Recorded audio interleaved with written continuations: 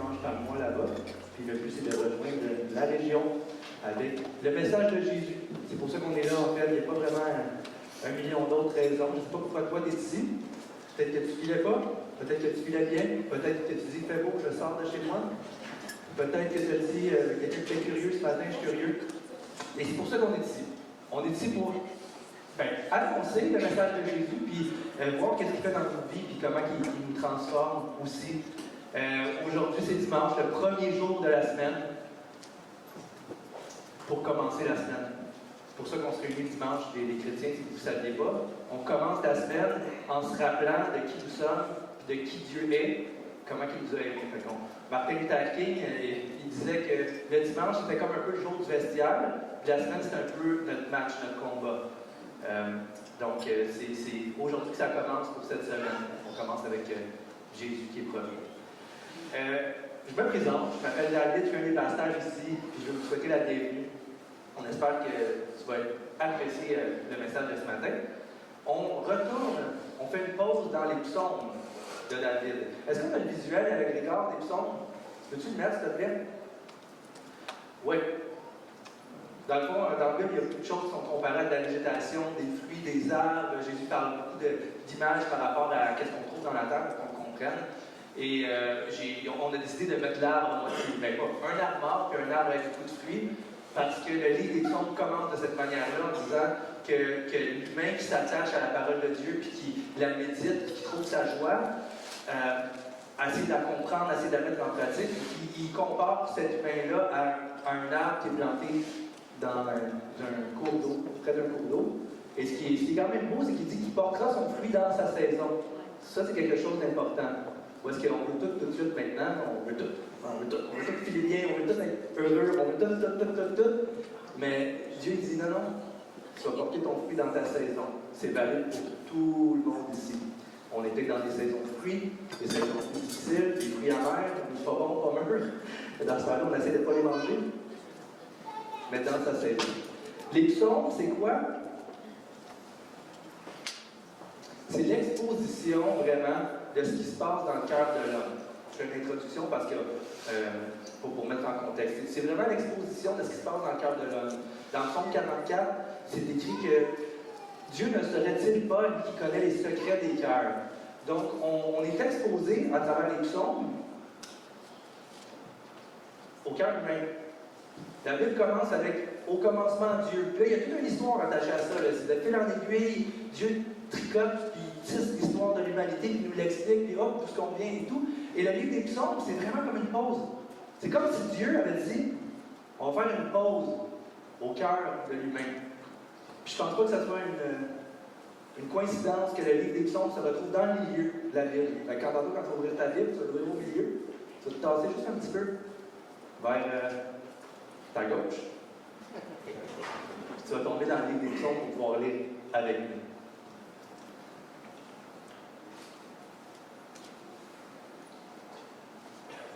C'est comme si Dieu nous ouvrait une fenêtre sur le côté psychique, le côté spirituel, le côté qu'on ne voit pas. À travers les psaumes, on voit la joie, l'expression de la joie, de la tristesse, de la colère, de la haine, du péché, de la repentance, de la foi, du doute, de l'incompréhension. On voit vraiment ce qui se passe dans le cœur de l'humain. C'est comme une pause que Dieu a faite. Comme, regardez le cœur, je peux ouvrir, là, puis je le vois, je l'entends, je suis à l'écoute. Puis au-dessus de ça, naturellement, on a un Dieu qui règne, qui voit, qui comprend, qui est compatissant, qui juge, qui pardonne. Il y a une relation entre le cœur de l'homme et Dieu. Ce matin, on va trouver dans le psaume 41. Je ne sais pas si vous avez des Bibles. Sinon, j'insiste, lève ta main et prends une Bible. Il y a des Bibles dehors, il y a quelqu'un qui va venir l'emporter. Je ne sais pas si quelqu'un pourrait se mettre bénévole pour apporter des Bibles à ceux qui lèvent la main qui n'en ont pas. C'est un cadeau qu'on t'offre si tu n'en as pas.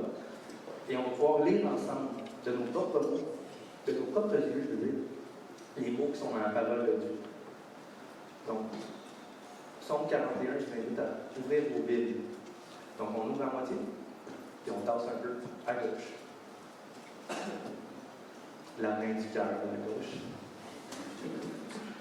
T'as le bon, non?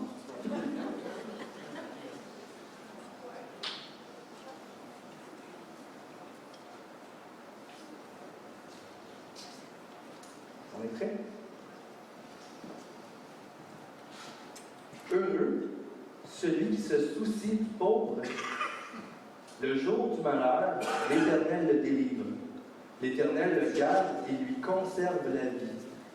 Il est heureux sur la terre. Et tu ne livres pas au pouvoir de ses ennemis. L'Éternel le soutient sur son lit de souffrance. Il le soulage dans ses maladies. Je dis, Éternel, aie pitié de moi et guéris mon âme, car j'ai péché contre toi. Mes ennemis disent méchamment de moi, mais quand mourra-t-il? Quand s'éteindra son nom? Si quelqu'un vient me voir, il adopte un langage faux, il récolte des sujets de médire, puis il s'en va et en parle à l'extérieur. Tous mes ennemis chuchotent entre eux contre moi. Ils méditent sur mon malheur. Ah, il est gravement atteint, le voilà couché, il ne se relèvera pas. Même celui avec qui j'étais en paix et que j'avais confiance et qui mangeait mon pain, lève le talon contre moi. Mais toi, Éternel, aie pitié de moi et relève-moi. Je le rendrai ce qu'il mérite. Je saurai que tu m'aimes si mon ennemi ne triomphe pas de moi.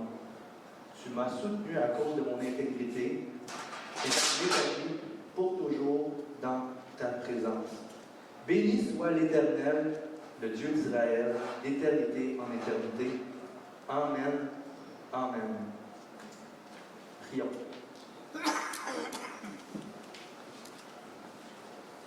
Seigneur Jésus, merci d'être le Dieu qui n'abandonne pas, le Dieu qui reste fidèle, le Dieu qui est présent, le Dieu qui voit, le Dieu qui entend, le Dieu qui sauve. Et ce matin, on est là pour se rappeler de toi. Pas juste se rappeler de toi, Seigneur, on veut apprendre à te connaître, on veut apprendre à se connaître nous aussi. On veut que cette fenêtre-là sur le cœur que tu nous donnes ce matin soit une opportunité pour nos vies, Seigneur, de marcher de mieux en mieux, Seigneur, à ce que tu nous appelles à être en toi, Jésus. Donc, je te prie bénir ce matin. Je te prie, Seigneur, d'ouvrir nos oreilles, d'ouvrir nos cœurs, à recevoir ta parole, puis qu'elle nous transforme, puis qu'elle ne part pas du ciel, comme la pluie vient sur terre, puis que ça fait ses fruits, ta parole vient sur nous, puis fait ses fruits. Donc, Seigneur, on veut espérer dans ces fruits-là que tu nous promets, pour ta gloire à toi. Amen. Dans le contexte d'aujourd'hui, du roi David, je veux dire, c'est un psaume qui est écrit par le roi David. Dans ce contexte-là, le roi David, c'est comme s'il était un peu, je ne sais pas si tu as remarqué, mais c'est comme s'il est en train de se prêcher un peu à lui-même. Parce que c'est lui qui est malade. Puis c'est lui qui dit heureux l'homme qui se soucie du pauvre, parce que l'Éternel va prendre soin de lui, l'Éternel va le délivrer de ses ennemis. Et là, il expose des promesses de Dieu. Puis après ça, il parle de lui, là, qui est dans cette situation-là. Puis finalement, il n'y a personne. Fait que son seul espoir, c'est que Dieu le délivre là-dedans. On pense que cette épreuve-là du roi David aurait pu avoir lieu durant la révolte dans le Samuel d'Absalom, en fait, où le roi David a été obligé de se sauver et qu'un de ses proches, celui qui mangeait à sa table, un de ses fidèles, s'est tourné contre lui. Donc, la personne qu'on voit là-dedans dit même celui en qui j'avais confiance, celui qui mangeait mon pain, pourrait être. Comment il s'appelle? Achitophel, je ne l'ai pas écrit, mais si vous allez lire le Samuel, vous allez lire cette scène-là, et le roi David constate finalement qu'il n'y a personne. La seule chose qu'il espère, c'est que Dieu peut le sauver. Puis ce psaume-là aussi, c'est juste dans le contexte immédiat de la vie du roi David qui est en train de l'écrire. C'est un chant, c'est une chanson qu'il fait à Dieu, mais il y a aussi une portée prophétique où est-ce qu'il y a quelque chose qui est en train de se passer avec David, mais qu'est-ce qui se passait ressemble, puis prophétise, puis annonce quelque chose d'autre qui arrive en Jésus, qui est plus complet. Ou que finalement, tu sais, celui qui mangeait le pain avec Jésus, c'est Judas. Celui qui a été complètement abandonné, c'est Jésus. Donc, ça a une portée prophétique, on va voir vers la fin. On va aller vers là. La première section, heureux celui qui se soucie du pauvre. Le jour du malheur, l'Éternel le délivre. L'Éternel le garde et lui conserve la vie. Il est heureux sur la terre et tu ne livres pas au pouvoir de ses ennemis. Donc, là, il y a quelque chose d'assez intéressant parce qu'on voit que dans la première section, il y a une cause à effet sur qu'est-ce qui est le bonheur. Puis aussi, ça nous confirme quelque chose. Des fois, on peut avoir des doutes ou pas comprendre un peu c'est qui cette personne-là de Dieu, qu'est-ce qu'il fait. C'est tout au long de la Bible où est-ce que. Là, c'est marqué heureux celui qui se soucie du pauvre. L'idée derrière ça, c'est que Dieu, en premier, cherche à bénir.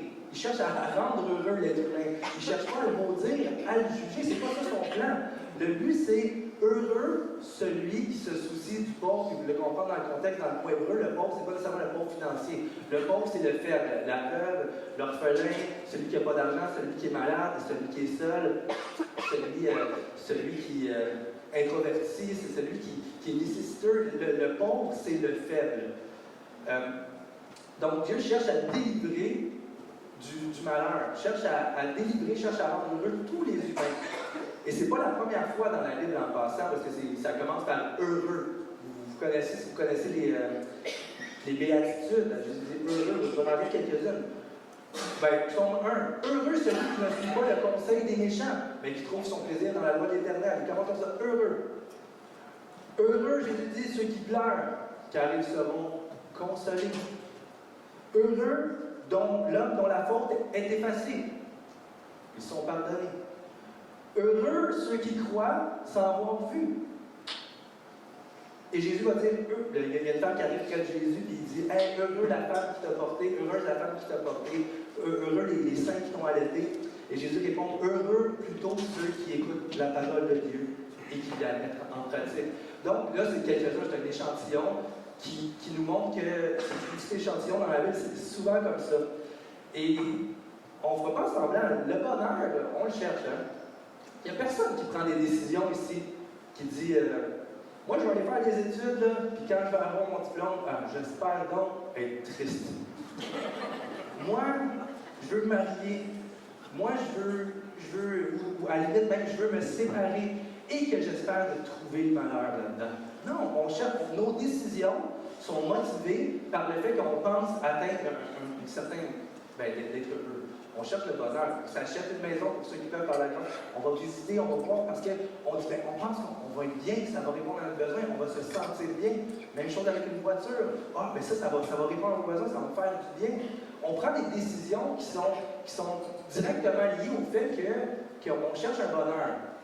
Puis des fois, on prend des décisions pensant à chercher le bonheur, finalement, ça nous amène dans la souffrance, dans la tristesse. Là, c'était pas une bonne décision finalement, mais à la limite, les grandes décisions de nos vies sont prises dans cette réalité-là, de dire il y a un bonheur attaché à cette décision-là. Poursuivre des études, chercher une carrière, acheter une maison, comme je dis, se marier, se séparer, avoir des enfants. C'est lié au fait de s'attacher avec une quête de bonheur. Dieu le sait, Dieu voit le cœur, Dieu sonde les reins, Dieu sait que l'humain cherche le bonheur. Mais dans la Bible, le bonheur n'est jamais détaché de la personne de Dieu.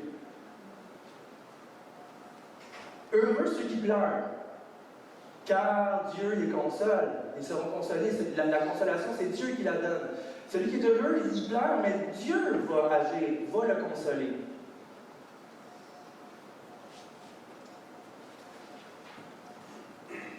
Heureux ceux... excusez, je vais retourner dans certains textes qui disent heureux l'homme dont la faute est effacée, car Dieu pardonne.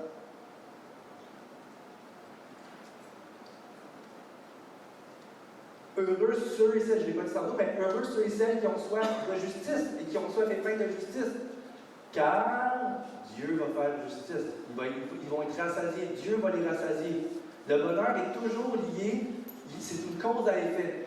Il y a une action humaine qui est dans l'obéissance, dans comprendre. Dans l'obéissance, c'est peut-être un mot que vous n'avez pas, mais dans la confiance, on va dire d'abord, dans la confiance que ce qu'on dit, c'est bon. Et comment Dieu, après, agit à travers ça. Il y a une relation de cause à effet. C'est jamais détaché de la personne de Dieu. Il est heureux car Dieu le délivre. Heureux celui qui se soucie du pauvre, car au jour du malheur, l'Éternel le délivre. L'Éternel le garde, il conserve la vie.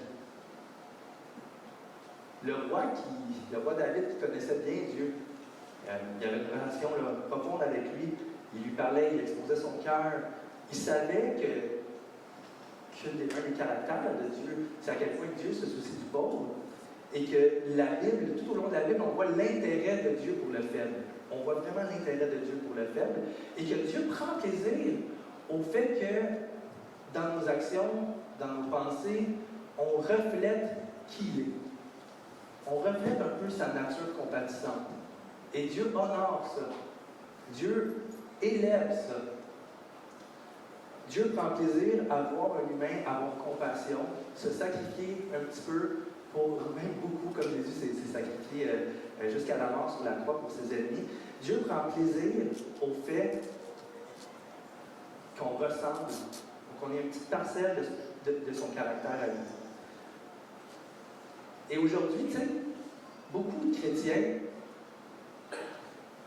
on est tellement bénis d'être sauvés par la foi. On sait ça.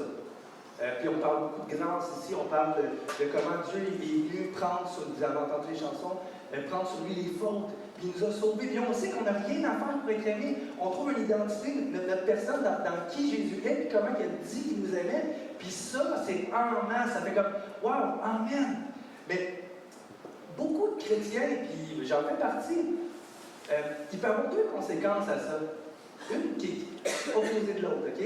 La première conséquence, c'est vraiment il faut que ça soit une célébration dans la joie, de dire, wow, Dieu m'a tellement aimé, il a donné sa vie pour moi, et maintenant je suis reconnaissant. J'ai rien à faire pour contribuer à espérer un jour être pardonné. J'ai rien à faire. Je ne passerai pas par des centaines, des milliers de vies en essayant de m'améliorer de plus en plus. Non, Dieu a tout accompli pour moi. Ça peut donner un effet négatif, ça. Qu'on peut rester assis dans cette grâce-là. Parce que c'est vrai, on n'a rien à faire. On est sauvé. Comme ça. Hey, je suis sauvé. Moi, là, Jésus est mort pour moi. Je m'assois comme ça. Puis je profite de sa grâce, puis c'est bon, puis je suis en paix, puis il est venu pour moi, et puis il m'aime. Amen.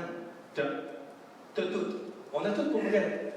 Puis s'il fallait que je dise, t'es mieux de bouger, t'es mieux de prendre soin des pauvres, parce que sinon, moi, j'accepte pas personne ici qui prend soin des pauvres, bien là, j'espère que vous lèveriez, puis vous dites, hey, oh, là, t'es en train de t'écarter de l'Évangile. L'Évangile, c'est Dieu qui nous aime sans nos œuvres. Une des premières choses que ça peut faire, c'est juste de dire, moi, le Seigneur m'a sauvé, puis je rends grâce, je vais vivre une vie en paix, sans me soucier vraiment de demain, sans me soucier de mon prochain. Parce que de toute façon, on sait que Dieu prend soin du pauvre. On le voit ici dans le texte même. On voit que le roi David dit heureux celui, mais finalement, quand il parle de lui, il n'y a personne qui prend soin de lui. Mais Dieu est là. Dieu prend soin de lui. Fait que, on le voit ça. On peut tellement être assis dans cette réalité-là qu'on n'a rien à contribuer, pour notre salut. On le sait, là, on n'a rien à faire. Tu n'as pas à donner ta dîme, tu n'as pas à partir d'un organisme communautaire, tu n'as pas rien à faire. Croire que tu étais pécheur et que Dieu t'a pardonné en Jésus, c'est le prix. Hein? Vous aurez le salut pour le prix de votre foi. On croit vraiment qu'on avait besoin d'être pardonné, puis on se repent, puis on suit Jésus maintenant.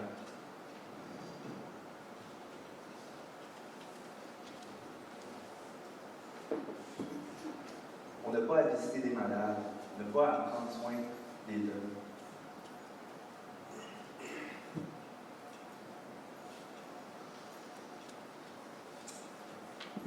Mais aimer Jésus, c'est aussi aimer ceux qui aiment.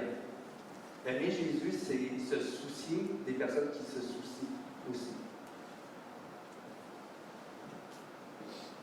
On l'a vu dans le ministère de Jésus. Jésus parcourir des centaines, des centaines, oui, on va dire à pied, des centaines de kilomètres, traverser des lacs, des tempêtes pour aller libérer une personne.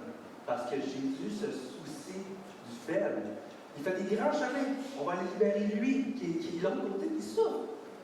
Jésus se soucie, on le voit, que beaucoup du ministère de Jésus est vraiment marqué par le fait qu'il prend soin des plus vulnérables. Il parle de l'aveugle, il va pour l'aveugle, il voit le lépreux, il va guérir le lépreux. Il est au chevet de celui qui le plus mal en point. Ça, c'est une réalité de notre Seigneur. C'est une réalité. On le voit du début, c'est marqué tout au long de la Bible. Et c'est étonnant de voir à quel point ces gens-là, pour Jésus, sont importants.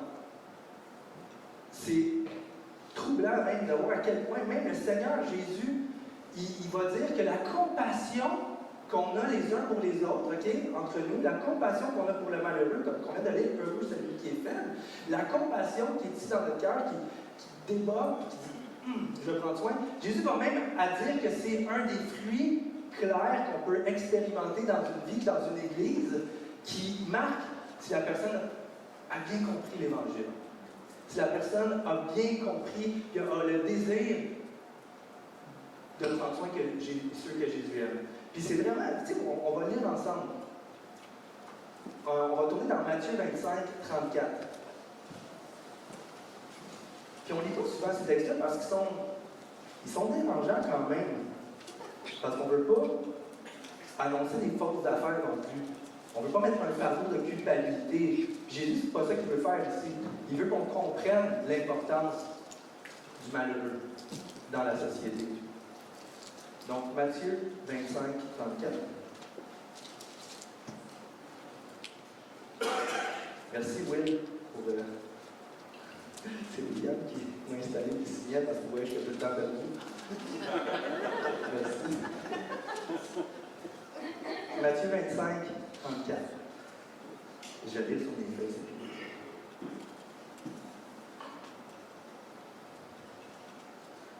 Alors le roi dira à ceux qui sont à sa droite, venez, vous qui êtes bénis de mon Père, prenez possession du royaume qui a été préparé dès la fondation du monde. Car j'ai eu faim, et vous m'avez donné à manger. J'ai eu soif, et vous m'avez donné à boire. J'étais étranger, vous m'avez accueilli. J'étais nu, vous m'avez vêtu. J'étais malade, et vous êtes venus me visiter. J'étais en prison, et vous êtes venus vers moi. Les justes lui répondirent, Seigneur, quand avons-nous vu avoir faim? Quand avons-nous donné à manger ou à boire soif? Quand avons-nous donné à boire? Quand avons-nous vu étranger et t'avons accueilli? Ou nu, ou nous t'avons vêtu? Quand avons-nous vu malade ou en prison et que nous sommes allés vers toi? Le roi leur répondra, je vous le dis en vérité, toutes les fois que vous avez fait ces choses à l'un de ces plus petits qui est mes frères, c'est à moi que vous l'avez fait. Et il continue, on ne va pas lire, mais il fait l'effet inverse. Puis il va dire, les fruits que vous portez ne représentent pas le fait que vous avez mon esprit. Il va le dire comme ça. Il dit, j'étais en prison, vous n'êtes pas venu me voir. J'étais malade, vous n'êtes pas venu me visiter. J'avais faim, vous ne m'avez pas nourri. Jésus vient s'identifier ici dans ce texte-là au plus faible. C'est surprenant. Surtout pour nous qui aimons profondément Jésus. Il veut s'identifier au plus faible. Il n'est pas venu comme un roi, hein, vous savez. Puis on le lit souvent, je ne le lirai pas, mais dans Isaïe 53, c'est écrit que c'est un homme de douleur, habitué à la souffrance. Où est-ce que Jésus comprend, il s'identifie, il peut mieux comprendre les personnes qui sont dans les nécessiteux, les personnes qui souffrent de solitude, les personnes qui sont malades. C'est lui qui les comprend mieux. Lui qui était Dieu, qui est venu sur terre, porter ça, puis vivre cette souffrance-là. Heureux ceux qui se soucient de ces personnes-là. Et Jésus est venu, puis des gens se sont souciés de lui.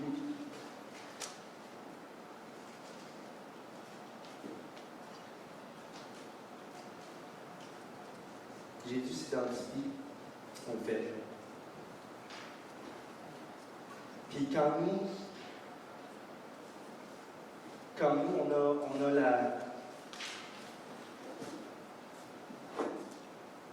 a notre santé, on est donc heureux d'être en santé, c'est pour nous-mêmes. C'est pour qu'on puisse faire les sports qu'on veut. C'est toutes des bénédictions. Je suis pas en train de. Je veux dire, moi, je suis le premier, à penser à moi. Alors, on a notre santé, ben, c'est pour avoir plus de liberté. Hein? On pourrait faire nos sports et tout. Elle sert à ça. Enfin, hey, j'étais malade, je suis plus malade. Ça sert à moi. Ah ben là, maintenant, je suis libre financièrement. Ah ben, je suis plus libre là, de faire ce que je veux, ça sert à moi. Ben, justement, je suis allé chercher mes diplômes, mais ça sert à moi. Je suis à la retraite, j'ai plus de temps. Enfin, j'ai du temps pour moi.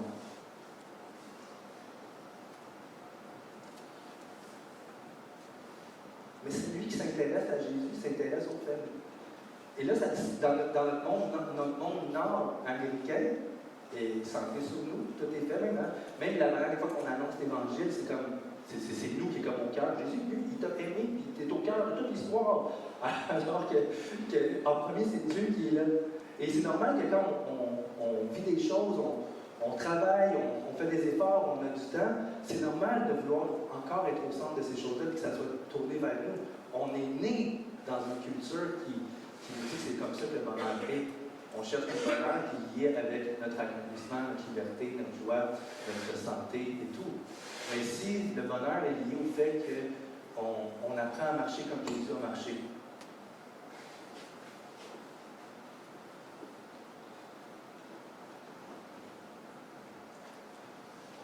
est-ce que tu sais, puis c'est une vraie question, je ne vais pas lancer ça comme dans l'univers, comme on dit, on lance des choses dans l'univers, on espère donc que ça va être répondu. Là, je m'adresse à une église, à des gens qui aiment Jésus. Je sais qu'il y a des oreilles, je sais qu'il y a des cœurs, je sais qu'il y a un amour profond pour Jésus. Est-ce que tu sais qui est pauvre ici dans l'église? Qui est nécessiteux? Qui a de la misère à arriver les fins de mois? Est-ce que tu sais, est-ce qu'on s'en soucie de ça? Est-ce que tu sais qui est malade présentement?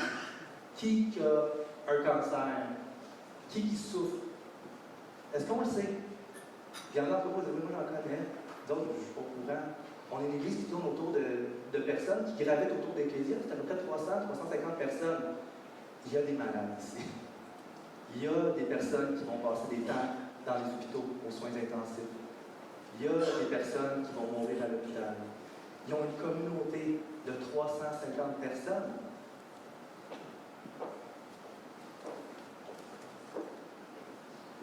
Est-ce que tu sais qui est veuve ou veuf ici? C'est des vraies questions. C'est pas de la culpabilité, là. Du tout. J'essaie de montrer que Jésus dit heureux celui qui soucie de ça. Heureux, c'est peut-être le mot souci dans l'hébreu, c'est encore celui qui s'intéresse. On peut voir des grandes choses. Si on le sait, c'est des belles grandes choses. Mais, concrètement, Jésus dit, hein, tu vas aimer ton prochain comme toi-même. Et le prochain, c'est lui là. C'est lui à côté, celui qui souffre, celui qui est seul, celui qui a besoin d'un autre être humain à côté de lui pour représenter, dans un sens, pour être le reflet de l'amour de Dieu.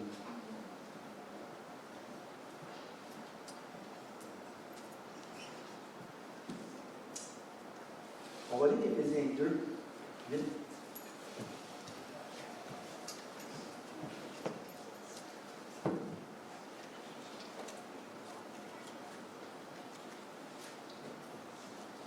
Éphésiens 2, vite.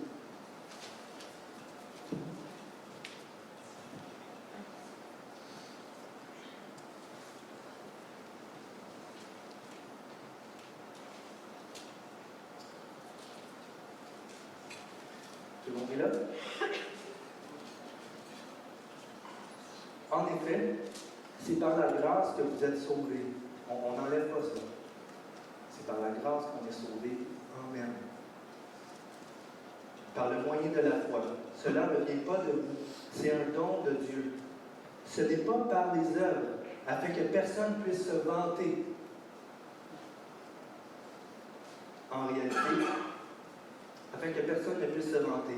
En réalité, c'est lui qui nous a créés, qui nous a fait en Jésus-Christ pour des bonnes œuvres que Dieu a préparées d'avance afin que nous les pratiquions.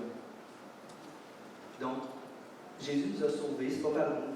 C'est facile là, de prendre quelqu'un qui n'a pas la foi en Jésus, par exemple, Puis qui là, il regarde, mais là, il n'y a personne qui répond à ce besoin-là, puis là, on va partir une banque alimentaire parce qu'il y a beaucoup de pauvres, puis c'est super beau, amen.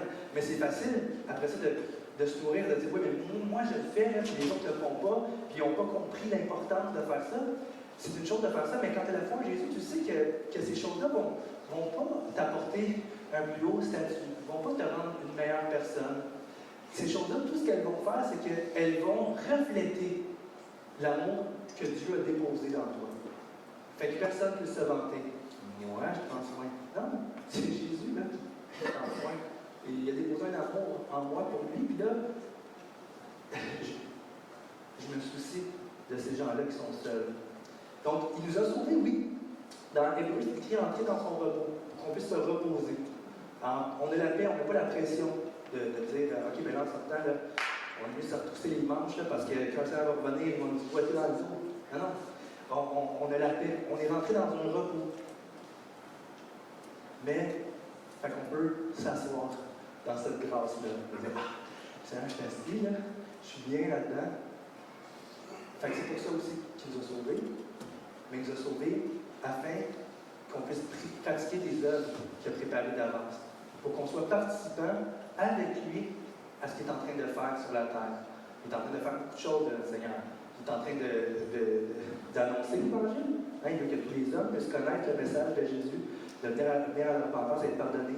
Il est en train de prendre soin des plus pauvres. Il est en train de bâtir son Église. Il est en train de faire beaucoup, beaucoup de choses dans laquelle nous, on est appelés.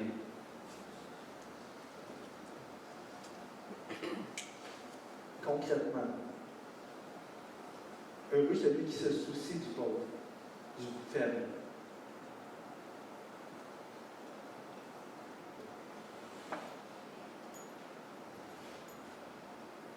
Faire un livre à quelqu'un qui n'a pas d'auto pour qu'il puisse venir à l'église le dimanche. Combien d'entre vous avaient une voiture et combien n'en ont pas? Puis des fois qui ne viennent pas, c'est un frein.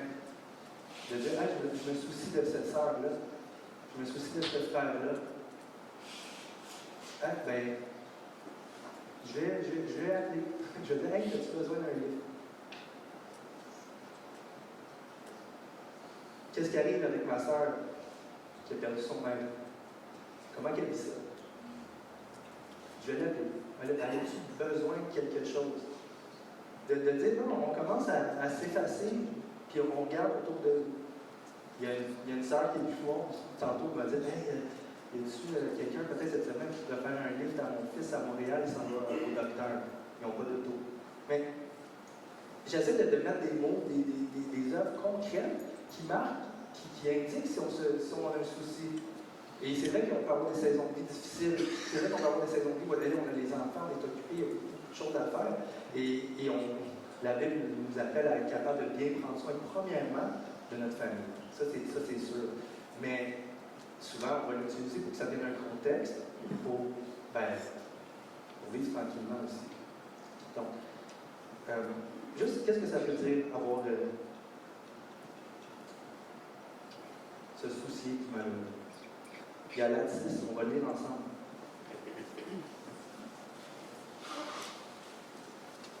Galates 6, au verset 10.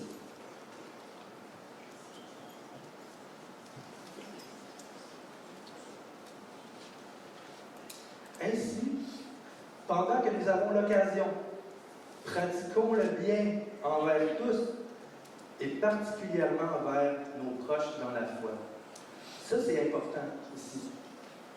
Où est-ce que, ici, ce qui est écrit, c'est un peu le même principe que quelqu'un qui devient pasteur. Là. La première chose pour devenir un ancien ou un pasteur, c'est que la personne puisse prendre soin de sa famille.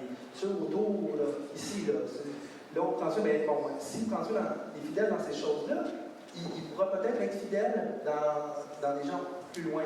Mais souvent, c'est beaucoup plus facile de prendre soin loin, prendre soin, mais quand le prochain ici est dans le besoin. Je vais vous donner l'exemple. Puis, je suis vraiment. C'est le cœur humain. On parle des psaumes, là.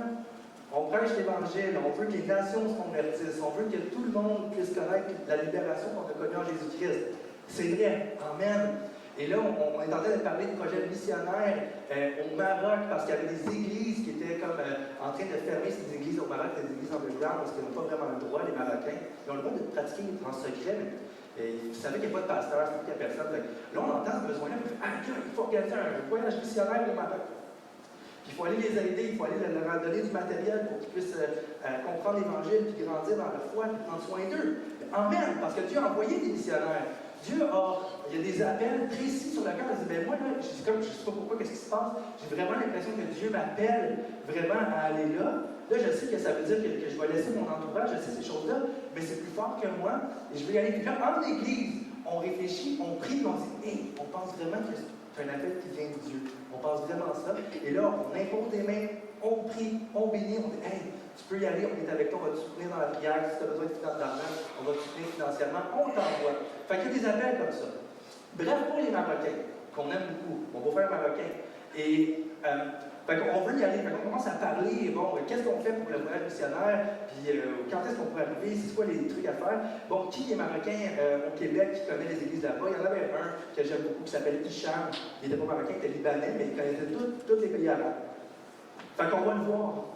Puis là, lui, c'est un ancien chef du Hezbollah. Okay? Fait que lui, Jésus, en tout cas, il a eu une expérience vraiment particulière avec Jésus. Il a été amené d'une manière surnaturelle et il a implanté des églises auprès des Arabes ici. Fait que là, on lui parle, là, toi, tu peux nous aider, Hicham. On va aller au Maroc. Puis là, il est tout content. Puis il dit comme, hey, ben, c'est fou, vous avez un cœur pour les Marocains, c'est spécial. En plus, vous parlez français. Et puis j'ai une super nouvelle pour vous, là. Au coin de l'Acadie, puis Jean Talon, c'est plein de Marocains, ils attendent juste ça, eux autres, que quelqu'un leur annonce l'Évangile. Puis vous n'avez pas besoin de prendre l'avion, vous pouvez aller juste à Montréal. Puis c'était comme, honnêtement, ça a été comme turn off. Parce que c'était mélangé.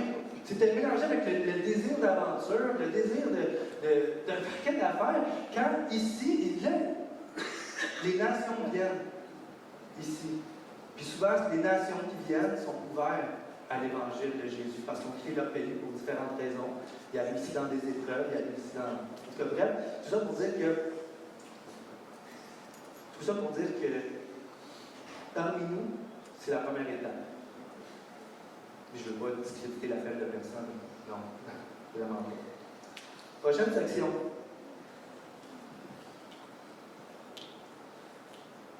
Ça ressemble. Le roi David aurait espéré être consolé par un proche. J'ai dit, Éternel, aie pitié de moi.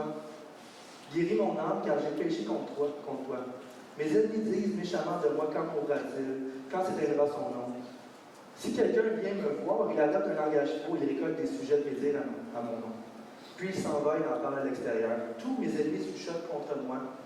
Ils méditent sur mon malheur. Ah, il est gravement atteint, le voilà couché, il ne se relèvera pas. Même celui avec qui j'étais en paix et que j'avais confiance, qui mangeait mon pain, a levé le talon contre moi.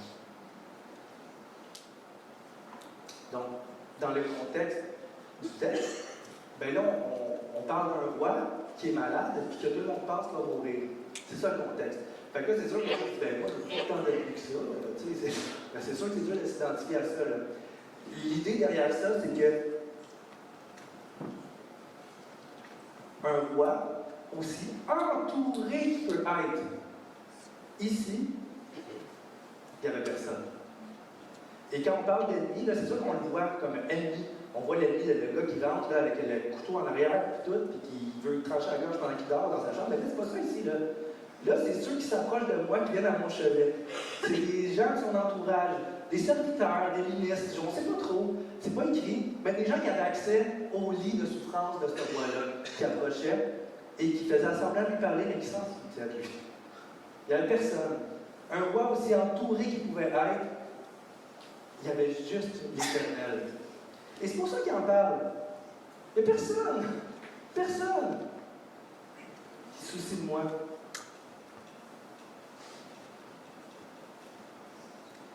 Donc, le texte nous parle, oui, aujourd'hui de la maladie, de la souffrance, du faible, mais il parle beaucoup de solitude. Il parle d'une double épreuve, qui, dans la maladie, il s'est senti terriblement seul, le roi David. Et c'est une chose, frères et sœurs, de se sentir seul à la maison, quand on est tout seul, quand il n'y a pas de bruit, quand on entend les mouches voler. Mais c'est encore pire se sentir seul quand on est entouré de 300 personnes. Et je ne demanderai pas aux gens ici qui se sentent seuls dans la foule de lever la main. Je sais qu'il y en a beaucoup. Vous la connaissez, cette chanson-là de Melville, Solitude dans la foule. C'est ironique, ça se peut pas de se sentir seul. Pourtant, le roi David, avec son entourage, il s'est senti seul. Fait que la première chose que je vais faire, c'est m'adresser à toi qui se sens seul. Que ta maison est vide. Qu'il n'y a personne. Pourtant, tu joins une communauté, pourtant tu es membre d'une communauté chrétienne. Il peut y avoir différentes raisons qui nous font passer au travers des saisons difficiles de solitude. Mais le sentiment que les gens vivent dans la solitude, comme le roi David, le sentiment, parce que c'est un sentiment, c'est une émotion. Ce n'est pas le reflet de la vérité spirituelle que Dieu est là. Ce n'est pas le reflet de cette vérité-là, c'est un sentiment qui est vrai. Les larmes, c'est des vrais, ce pas des fausses. Mais ces larmes-là ne sont pas le reflet de la vérité en Dieu, qui est là. Dans 2 Corinthiens 4, c'est pourquoi nous ne perdons pas courage. Et lors même que notre homme extérieur se détruit, notre homme intérieur se renouvelle de jour en jour. Nos légères afflictions du moment présent produisent pour nous, au-delà de toute mesure, un poids éternel de gloire. Parce que nous regardons point de choses visibles, mais à celles qui sont invisibles. Car les choses visibles sont passagères, tandis que les invisibles sont éternelles. C'est quoi la dernière chose que Jésus a dit? La dernière chose que Jésus a dit à ses disciples avant d'être enlevé au ciel. Dans Matthieu 28. Est-ce que quelqu'un le sait? Oui. Dans le dernier, ouais, c'est ça, il dit, dans le dernier verset, il dit, voici, je suis avec vous tous les jours jusqu'à la fin du monde. Et boum, il devient visible, il disparaît. Il fait la promesse qui est là. Je suis avec vous tous les jours jusqu'à la fin du monde. Jésus vient nous rencontrer dans notre solitude. Jésus est lui-même qui a vécu la plus grande solitude sur terre. C'est prophétique ce qu'on lit ici dans le texte. On est en train le roi David est en train d'expérimenter un peu qu'est-ce que Jésus a vécu sur son lit de souffrance qui était la croix. Je vais inviter les personnes à prendre le repas du Seigneur, puis je vais terminer mon message avec le repas du Seigneur. Donc, s'il y a quelqu'un, 2 personnes, qui va amener les tables ici sur le devant, s'il vous plaît.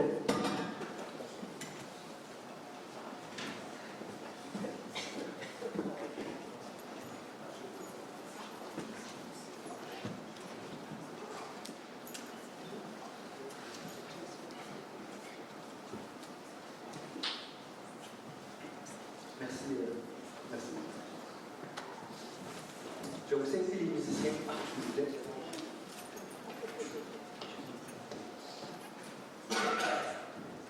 Ouais.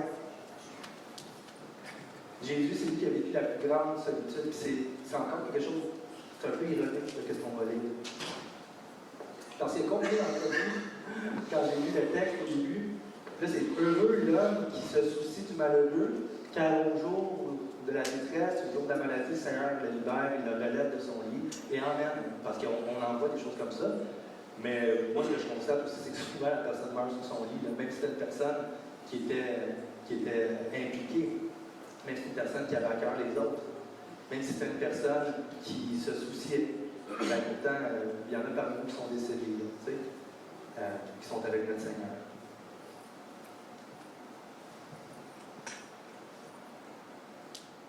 Jésus, au verset 11, dit, moi, mais toi, Éternel, aie pitié de moi, relève-moi, et je leur rendrai ce qu'ils méritent. Ceux qui ne prennent pas soin de lui. Du roi David, je parle. Ça, c'est le cœur du roi David. Mais cette réalité-là, Jésus, elle est vraiment différente. Où est-ce que Jésus implore, il ne veut pas aller à la croix, il ne veut pas aller mourir, dans un sens, il est anxieux, on l'a vu ça à Pâques. Et il dit, si cette coupe-là amère, là, il peut s'éloigner de moi, mais il dit, Seigneur, je ne vais pas faire ta volonté, je vais faire la tienne.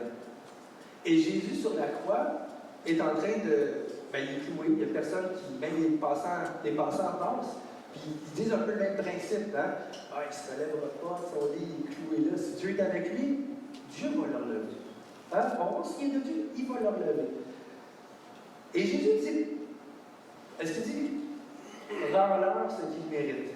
Non, Jésus vient différemment, il vient dire, Seigneur, pardonne-leur. Donc, il y a quelque chose de vraiment beau en Jésus-Christ, parce que Jésus, sur la croix, est souffrant, pardonne-leur, car ils ne savent pas ce qu'ils font. Le roi David dit, je saurai que tu m'aimes si mon ennemi ne triomphe pas de moi. Bien, les ennemis physiques terrestres de Jésus ont triomphé. Les humains, c'est eux qui ont crucifié, c'est nous qui les ont crucifiés. On était ennemis de Dieu, et Jésus est mort alors que nous étions ennemis. Donc, physiquement, terresтрement, les ennemis de Jésus ont triomphé sur terre.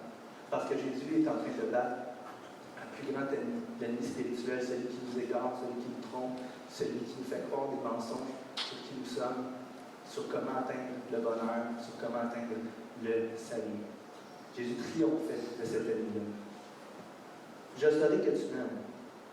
Tu m'as soutenu à cause de mon intégrité. Tu m'as établi pour toujours en ta présence. Béni soit l'Éternel, le Dieu d'Israël, d'éternité en éternité. Amen.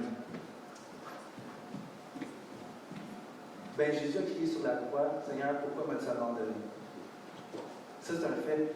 Dans le monde physique, là, Jésus a vécu une trahison, un abandon de tout le monde qui l'aimait, ses disciples aussi, ils ont pris la fuite.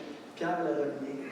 Après ça, Jésus se retrouve sur la croix. Et tout ce qui lui reste autour de lui, c'est comme le roi David disait, l'Éternel ne m'abandonnera pas, il va me relever. Mais physiquement, Jésus a connu l'abandon du Père à ce moment-là. Il a été séparé. Il n'y a aucun humain qui a été plus seul que lui sur terre. Alors que Jésus, c'était l'homme le plus intègre de la terre. Jésus, c'était le modèle que Dieu voulait pour l'être humain. C'était le standard, alors qu'il n'a pas été physiquement relevé à ce moment-là. Oui, Dieu l'a relevé d'entre les morts ensuite pour nous montrer qu'il y avait plus que ce qu'on voyait ici, plus que les choses visibles, plus que les choses plus que nos larmes, plus que la souffrance, qu'il y avait quelque chose de spirituel qu'on ne voit pas. Et là, en ressuscitant des morts, ça nous a ouvert à toute cette chose, à toute cette monde spirituelle dans lequel Jésus est roi. On va prendre le repas du Seigneur ce matin ensemble. Et c'est quoi le repas du Seigneur? C'est l'expression, l'image de Jésus qui a été brisé à notre place. Tu ne peux pas avoir une meilleure image. Cela puis le baptême, en fait, de ce qui représente l'Évangile. Ou que c'est non par nos œuvres que nous sommes sauvés, mais par la foi en Jésus-Christ. Donc, le corps de Jésus qui a été brisé, qui n'a pas été relevé physiquement, est représenté par le pain. Lui qui n'a pas été relevé. Le sang qui a coulé représente l'alliance que Dieu a faite. Et il y a un transfert. Parce que par la foi, on reçoit en Jésus une vie de compassion. On reçoit en Jésus un amour pour les frères et sœurs, un amour pour les malheureux. On reçoit en Jésus sa vie parfaite. On reçoit en Jésus le pardon de nos fautes, premièrement. Donc, le repas du Seigneur, le petit, je tremble un peu, le petit jus de raisin et le pain représentent l'alliance que tu as, l'alliance que l'Église a avec Jésus. Donc, ça s'adresse à ceux qui ont compris cette alliance-là, qui comprennent, qui disent, ben, moi, je sais que c'est pas par mes œuvres, je sais que non, je prends pas soin comme, je prends pas soin comme je voudrais de mon entourage, je le vois bien que je ne réponds pas au standard de Dieu. Mais par la foi, je sais que Jésus est pour moi, qui me pardonne, qui m'a mis à part pour le servir, puis je me repose dedans. Donc, ça s'adresse à ceux qui ont cette alliance-là avec Jésus. La meilleure affaire que je dis à chaque fois que j'anime le repas du Seigneur, je n'ai pas ma blague parce que c'est en réparation, mais c'est le même principe que si tu es célibataire, si tu n'es pas marié, c'est le même principe que de dire, moi j'ai une belle bague. La bague, c'est l'image de l'alliance avec une personne. Quelqu'un qui est célibataire, qui n'est pas marié ou qui n'a pas une alliance avec quelqu'un, ça sert comme un peu à rien dans le sens que il n'y a pas de mariage dans la bague. Elle représente une alliance que tu as avec une personne. Ici, comme ça représente l'alliance que tu as avec le Seigneur. Donc, si tu restes assis, on n'est pas frustré de ça, on va voir un autre dans l'église, c'est pas libre, non, du tout. Du tout. Tu peux rester à ta place, tu peux prier, tu peux dire Seigneur, montre-moi le chemin. J'aimerais ça peut-être prendre un repas un jour avec ces gens-là. Puis croire aussi que tu existes. J'aimerais ça. Tu peux rester à ta place pour méditer. Là-dessus, je vous inviterai tout le monde à lever qui avait cette alliance avec le Seigneur. On va prendre les éléments, on va retourner à la place et puis ensuite, on va manger.